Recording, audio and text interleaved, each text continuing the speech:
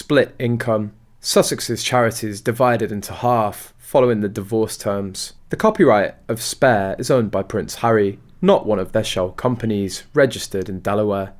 Pekka Publishing was used for the bench copyright. Orinoco was meant to be for Spare. Almost all of their companies have names that reference Meghan.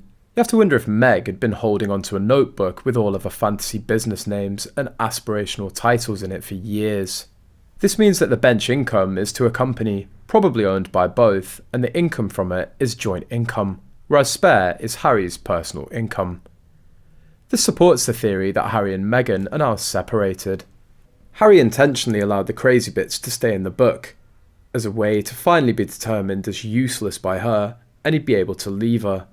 Since Harold took Nelson Mandela's quote out of context to attack the royal family by saying silence is betrayal, I guess one could aim this same quote in Harold's context towards his wife, who's not given any voice of support except the alleged Grammy-worthy voice rendition, narration, whatever.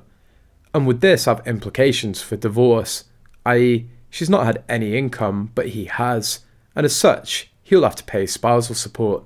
Yeah, that's all possible and likely. It's worth noting that the people listed in these shell companies are Meghan's people from her Suits days, so normally people could assume that it's joint income. Supporting a marriage is supposed to go both ways, so why isn't Meghan Markle supporting her husband Prince Harry? He's defended it countless times, yet she doesn't have the backbone to show him the same courtesy.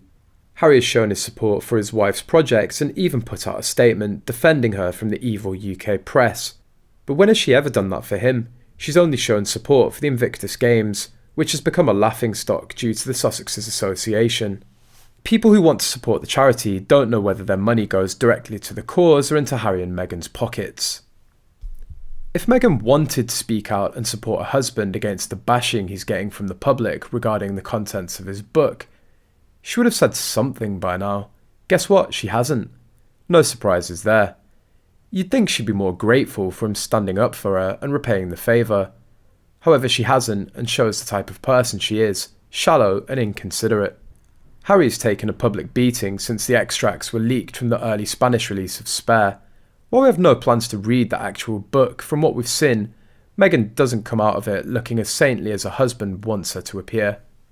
The rumours are still spiralling that Meghan could be releasing a memoir, but could she possibly write that we haven't already heard?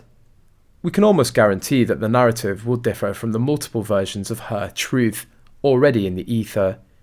She was a working royal for 72 days across 2 years, and spent most of that time pregnant with Archie.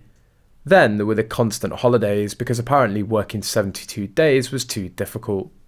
It would also be unsurprising if Meghan decided to throw Harry under the bus because